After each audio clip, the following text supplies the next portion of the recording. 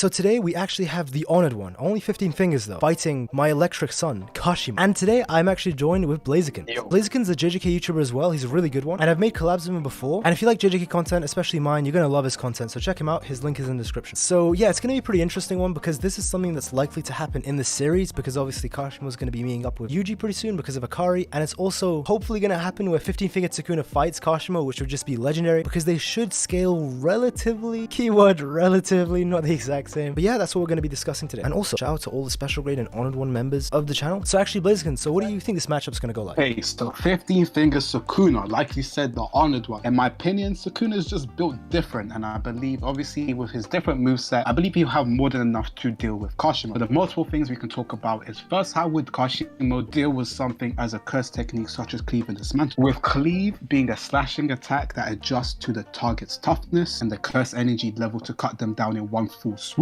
it makes it very difficult, in my opinion, to Kashimo to deal with his curse technique. However, let's say he has the speed to be able to deal with his curse technique. I believe his hand-to-hand combat has to be one of the highest we've seen in the series. Of course, we've never really seen him gone all out, but in the brief moments, he's overpowered everybody in hand-to-hand combat, in addition with his uses of his curse technique. He also has his barrier technique in Malevolent Shrine, and obviously we're going to talk about this, whether Hollow Wicker Basket can stop it. However, in my interpretation with him using it to not have a barrier, I don't know if potentially Kashimo's Hollow Wicker Basket would be able to negate his domain expansion effect. So first, what do you think about the domain expansion? It's really interesting. So me and Blaze can actually disagree with this, so whoever you agree with, let us know in the comments as well. But the way I see it is that I think Hollow Wicker Basket should work against Sukuna's domain. The issue is, like, Sukuna's is a bit special. So to read it word for word, Hollow Wicker Basket, it has the ability to counteract the domain and it's guaranteed hit. But it does say that Hollow Wicker Basket and simple domains in general don't directly counteract the curse techniques, which should be incorrect because the simple domain Falling Blossom Motion literally was said by the narrator to counteract curse techniques, so I don't know what was going on there. But the thing is, Hollow Wicker Basket neutralizes the barrier of a domain expansion, so the byproduct of that is that it nullifies the sure hit effect. But then obviously the issue is that Malevolent Shrine doesn't have an enclosing barrier, or doesn't use a barrier to create a separate space, so this is where the difference in opinion between me and Blazer can come to. So the key wording here is that, word for word, Malevolent Shrine differs from other types of domain expansions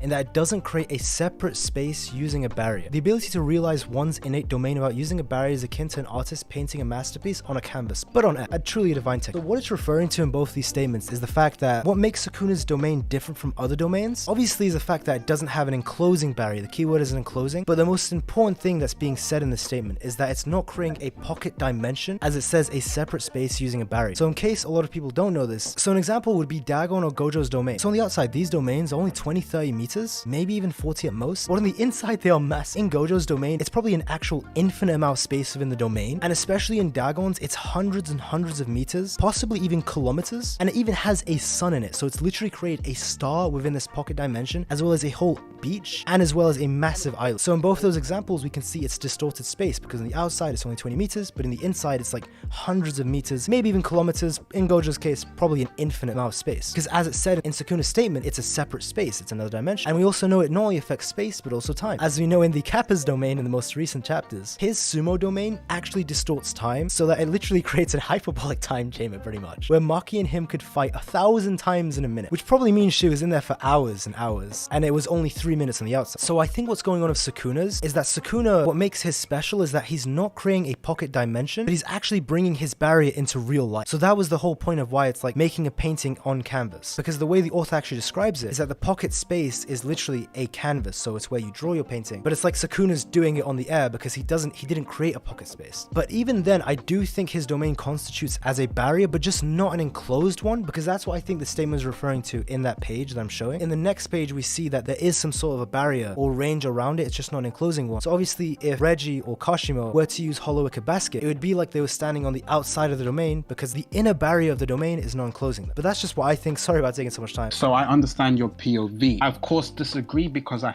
think, so with him realizing his innate domain without using a barrier, my understanding is that his domain is just special. With that, him bringing it to life, like you said, he would be able to overpower things such as Hollow Wicker Basket due to the fact to the special properties of his domain. Because his domain has been brought to reality, I believe it doesn't go by the similar effects of that of regular domains, meaning he won't be affected by things such as Hollow Wicker Basket. My understanding is taking away the enclosing barrier gives you the special property of not being affected by things potentially in the target tug of war or potentially even domain counter. A good example is, we talked about this briefly, what would happen even in a domain tug of war because of the way his domain is special. So for that regard, I'm just assuming that Sukuna has a special domain which prevents him from getting negated by special things such as Hollow Wicker Basket. Yeah, that's completely fair. I guess it comes down to a difference in what you think is going on with Sukuna's domain, and I also think of the Hollow Wicker Basket, because what I think is that once Kashimo uses the Hollow Wicker Basket, it removes the inner barrier around him. So let's say in the example that I show of Sukuna right now and his range in Shibuya, it would make it so like even if Kashimo is within the range, whereas in the diagram, because Fushiguro is on the outside of the range, he doesn't get hit by the techniques, or how Haiduta didn't get hit by the techniques too until he walked into the range. I think what it would do is, if Kashimo is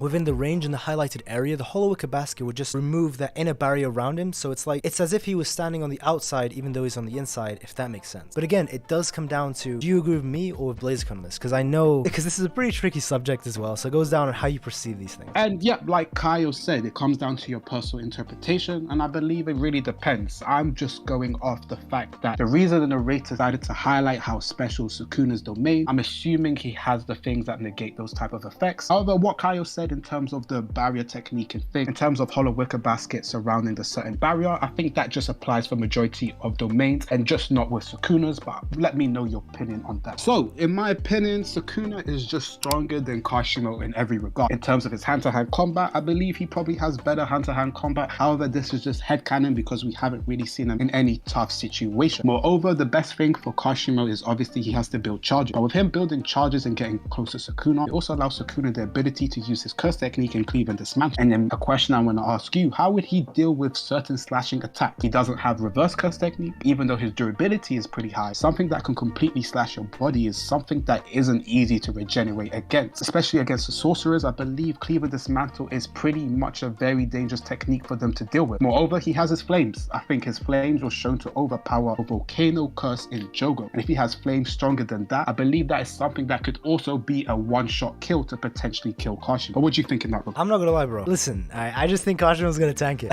That's crazy to say. Alright, but listen. Hakari was like punching him. Hakari was strong as fuck. And I know there's that whole argument. We discussed this, right? Off stream. Hakari, maybe he was holding back, maybe he wasn't. I think we both agreed that he was holding back to not kill him, but he wasn't pulling his punches though. Because like, could have just 100%. Yeah, like if he really was holding back that much, he could have just knocked him out in like a couple punches, right? Though there's the whole thing of the output thing that he increased it, but I don't think he's holding back that much, if at all, in that regard. Maybe the staff, maybe if he infuses the staff of cursed energy, he could block like Cleave and Dismantle. I mean, I think from your point of view, you think he can't even react to it, maybe, or do you disagree?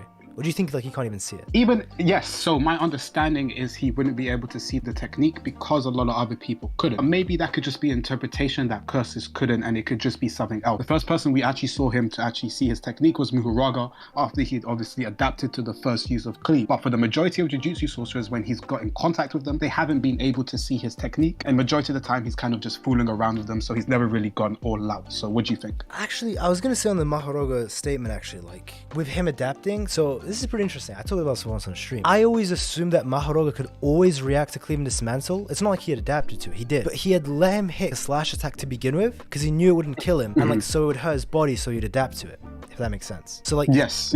Like it's a scaling thing. I mean, what do you think about that? Like, do you think it was because Muhuraga adapted to it, or do you think it's like an actual scaling thing where like Yogo was weak as fuck, couldn't see it, and Muhuraga is just strong and he could see it in general? I think it's because he adapted. That's my headcanon. I don't know, like I could be completely wrong, but my guess is that he just adapted. I don't think it's necessarily with Jogo necessarily being too weak. I think it's just he just couldn't see his curse technique. More people actually agree with you on that. Actually, when I said that in the live stream, I always just go with the fact that like, because Muhuraga, I want to say he's intelligent. I know he's like a mindless beast. I want to say he has some form of intelligence. So he probably like took a slash attack he knew he wouldn't die from, or a casual one, so he could just keep that adaptation, and then he was like trying to block it from that point on. Block it from there on. I mean, yeah, that's headcanon as well. That's headcanon though. 100%. Because then it's like, even in that case, then it's about, does Kashimo scale above Muhuraga in terms of physical combat, do you think? It's kind of hard to say because Muhuraga only against one person, and in terms of physical combat, I'm assuming Hakari and Kashimo are just ahead. And based on what he did in that fight, I would assume that he's stronger than his physical state of Muhuraga. I feel like Muhuraga becomes far more broken because of his obviously phenomenon with adaptability. Yeah. But in terms of his physical stats, I would be inclined trying to say Kashimo's stronger. I agree with you. I completely agree with you, because I think Kashimo's also stronger as well. Because I've seen people actually say Maharuga's physically stronger. So to those people, they're immediately going to think Sukuna just going to one-shot Kashimo physically. Because Sukuna was not hurt. And beside that positive output thing, he was not hurt at all by his punches. Yep. I mean, yeah, he went sent flying through buildings, like a couple buildings, and then went up and then destroyed them. So he wasn't even scratched. Yep, 100%. And in terms of speed, I don't know. It's really, really tricky because Kashimo isn't lightning speed himself, but he is like, he's fast as fuck, right? Because he's got the lightning properties, so maybe that 100. boosts it. 100. So who do you think's faster then in that regard, Sukuna or Kashimo? I think, I'm not gonna lie, I want to say Kashimo. See, I'm Sukuna. I'm Team Sukuna. I think more people agree with you on that. I'm a Kashimo fanboy, man. I don't know what to say. Like, listen, I'm calling it now. I'm calling it to everyone, right? When Kashimo beats 15-fingered Sukuna, or at least gives him a hell of a fight. Oh my goodness. I'm just saying, when it was like extreme high diff for Sukuna or Kashimo wins, I'm just saying, bro. All right, you guys heard it first. And I'm saying, once Kashimo gets the Jogo treatment, you heard it here first. Nah, he's not getting done dirty. No chance. You know what? And to boost, so my opinion why I think Sukuna is, we've never seen Sukuna even break a sweat in a fight. Even try in a fight. So, and I don't like to be that guy who goes, oh, he beat that guy so he can beat him. But in a fight against Muhuraga, Kashimo is not having nowhere near the same type of fight that Sukuna has, and most likely will die in that regard. He may be physically stronger in that regard, but I believe in terms of the things that Muhuraga can do against him, he'll have a far tougher time and would end up losing. But what do you think in that regard? I know this is gonna make me sound like a dickhead, but like one thing I wanted to say was because like it's a garbage argument. It's nitpicking, but Sukuna did sweat. He did sweat someone. Oh, one-fingered Sukuna versus Gojo. Alright, man. I'm sorry, that doesn't count. But technically, but yeah, okay. Yeah, about like the Kashimo. Okay, even if we say right, like Kashimo, physically they're the same, and we go with what I think, which is like, even I have to admit, it's giving a lot of bias towards Kashimo. How like Kashimo could, let's say, like react to Cleave and Dismantle, and then even more like bias with what I'm saying, Kashimo can survive the domain of Hollow Wicker Basket, right? Let's say like all of that goes for Kashimo in like this miracle world. So I have actually, before I even, because I have something interesting I want to bring up after the flames, but that's what I'm going to ask you right now. I think I know your answer, but what do you think is going to happen when Kashimo gets hit by that? Flames, he gets incinerated. Unfortunately, he turns crisp. But he's durable. He's durable. he took jackpot hits. He took jackpot hits, yeah. He did take jackpot. That flame was a nuke, man. It's a nuke. And even still, let's say Kashimo starts, as he does with his electric strike, starts spamming them. Sukuna has reverse curse technique as well. So I believe with reverse curse technique, he just has too much to deal with. I mean, like before, like even the reverse curse technique part, with the flames, I wanted to ask, what do you think would happen when the flames react with the electrical properties as well? Ooh, that's actually a good question. Wouldn't that be like bad for? Because I want to say, because Kashimo blew up himself. Sounds weird, in the water, right? But it didn't affect. I guess there was an explosion around him because it didn't hurt him. I mean, would that just expand his cursed energy if Sukuna did that? Because it's similar to what's it called? Wow, this is going to be so random. But you know those stoves where they use the electrical stuff to heat up the stove? Yeah. So in terms of wouldn't it just end up causing him to continuously discharge? Could be headcanon. Don't know.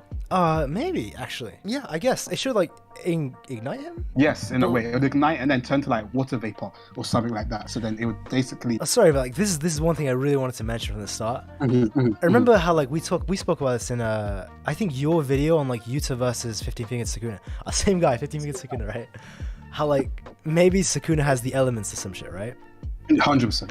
What if he has water? Okay, that's headcanon, but that's GG, isn't it? It's GG, yeah, because he could just. I mean, that's why Dagon one-shots. Stop. Nah. Well, to be fair, I genuinely because of Kashimo's personality. Now I'll get into Kashimo versus Dagon. I think he just insta-kills Dagon because the fact that like Dagon scales below grade 1, like strong grade 1 in base. I think Kashimo just kills him in base before he even activates the domain expansion. Yeah, no, that's bad. I'm just trolling, but yeah, bro, Ah, shit. Oh, no. The Dagon fans, they're coming in. No, but listen, if he uses domain expansion, my guy, it's looking tough for Kashimo. It's looking I tough. think, because it's a sure hit effect, that should 100% not work on. Oh, Hollow Wicker Basket. Yeah, 100%. Yeah, but like, I'm not even gonna lie. Even if he didn't have that, I think Kashimo could tank. Now this is crazy talk. I think he's physically strong enough to tank it. All those fishes, like he would kill it before a minute even passes. That's fucked. Hey, listen, enough of Dagon. We don't talk about him. That guy's mid, man. He's actually mid. But, so this was like another thing we disagreed, right? Before we started recording, because I want to say base Yuta, who has more cursed energy than fully powered Gojo, would have more than 15 fingered Sukuna, right? Because it's 15 fingers. And then Yuta did run out of cursed energy because he had to spam his reverse curse technique so much within a short period of time. So, because then it's like, then it goes to the argument, which I know you don't agree with, if Kashimo can even blow off like multiple Sukuna limbs. Do you think Sukuna has enough cursed energy? Because I don't, but I know I think you think otherwise. Okay, so my reason why I think he might have enough cursed energy is based on the fight, of course, against Jogo and then Muhuraga. So in that brief period, he used the flames against Jogo while obviously fighting him. So that's one use. I'm assuming that the flames take cursed energy. Yeah. Then in the fight against Muhuraga, he used Cleave and Dismantle multiple times before he then used the domain expansion, used reverse curse technique on Megami, and then used a flame straight after the domain expansion, meaning he has high enough curse energy reserve to use moves straight after a domain. So in my opinion, even though it might not necessarily be to the level of somebody such as Yuta, I think he has enough curse energy reserves that even if he does lose 1 or 2 limbs, he will be able to use reverse curse technique and then be able to then dish out some damage back. Yeah, I guess that's true, because then it depends on like, if it's 1 or 2 limbs, I actually agree. If it's 1 or 2, like he should heal it fine. Can Kashimo even apply enough pressure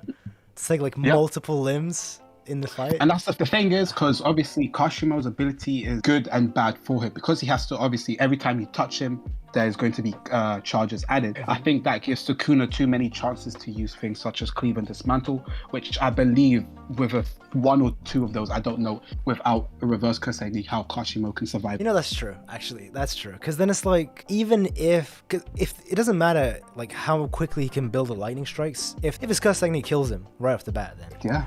It's a wrap. Alright, after talking to you did. I have like some copium for my boy Kashimo, but time to bring in my ultimate trump card. Curse technique Kashimo. Okay, so what do you think this curse technique Kashimo does in terms of changing the fight? Yeah, listen, I mean, I made a video on like what it could be, how it's like a transformed state, right? How like basically like for 5 or 10 minutes, or maybe even like a minute, however long, he's just gonna be like 10 or 20 times stronger, right? Like lightning speed or some shit, striking massive thunderbolts with ease, even more destructive than anything in Sukuna. Listen, this is kind of cheating. I can't even lie, isn't it? I'm kind of cheating by bringing in the curse technique. Curse technique. Yeah. The missing curse technique. Listen, even with his curse technique, he's getting the Jogo. No, I genuinely think curse technique Kashimo, I don't think it's gonna take his life. I just like you said, it's a one-time use, which is already like a massive restriction. Probably like many other restrictions, a quick time limit. That's already like a crazy amount of restrictions. But I do think it's gonna be, which is it's a cheating because like the whole point was regular card. But listen, when that happens and he's gonna bring out his curse technique and he's gonna fold 15 fingered Sukuna, just saying, he's gonna collapse like 15 fingered Sukuna back into Yuji. Like, go back. All right, you're grounded. All I'm gonna say is, for my response, please play some snoring at this moment of time, because I am sleeping. No, bro. Kashimo fans, where you at? Kashimo fans? All right. Listen, even the Kashimo fans can't tell you. They'll be like, curse technique though, right?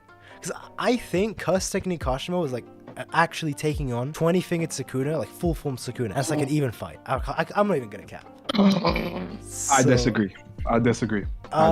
We'll see, but I mean, time will tell. Because like, think about it though, Kashimo already is like, what is he, 11, 12 fingers lowballing it, maybe 13, I think 14 is too high, but like 13 fingers, right? If his curse technique has this massive restriction where like, because I think the thing is, he's always had his curse technique, but probably before he died, he put a restriction on it. I can only use it once more, so he can never use it again. But the next time he activates it, it's like 20 times stronger than normal, or some shit. And he's gonna add like a time limit, so that's even a bigger restriction. Or it's gonna make him strongest fight. If that only like boosts him 2 fingers though, maybe, but I hope not. That'd be disappointing, right? Maybe I'm a Kashimo fan. I'm too much of a Kashimo fan. It's interesting. I think obviously his curse technique can change a lot of what is going to happen. My only issue is that I feel as if just Sukuna and Gojo, I've always put them on a pedestal, that potentially having anybody get close to them just doesn't seem feasible in my head. So that's just how I see it. You know, I actually did a stream where I had every single JJK, every single one that's ever existed in like a battle tournament, right? Bro, Miwa won. I know. I saw that. It was crazy. The Miwa fans got Gojo out of the street. I don't know how that happened. I don't know how, but hey, the queen strikes, bro. Goddess Miwa, queen strikes. So what we're really saying is Miwa is the strongest of the verse. Hey, she was pulling up to send that. She looked ready to like fuck shit up, bro. She was pulling up to Yuta, Ryu, and Udo. She's about to like 3v1 them, bro. I'm just, when it happens, that is crazy. You heard it here first. Miwa, top of the verse. Yeah, I guess that's the video pretty much. So is there anything you want to say, like final things, or do you want me to just, or should I just end it there? Because I think we covered everything. I think we covered everything, and Sukuna, top of the verse. That's all I gotta say. Alright, fair enough, fair enough. If you enjoyed the video, obviously, please do be sure to subscribe. I make a ton of JJK content. And of course, if you enjoyed this video, or if you enjoy my videos in general, you're gonna love Blaziken's videos. He's got a ton of JJK content. So yeah, do be sure to check my man out. His link is in the description. And of course, thank you to all the members of the channel. You guys make these videos possible, so thank you. But yeah, that's pretty much the video. I hope you guys enjoyed it. And yeah, take care. Have a nice day. Yes, sir.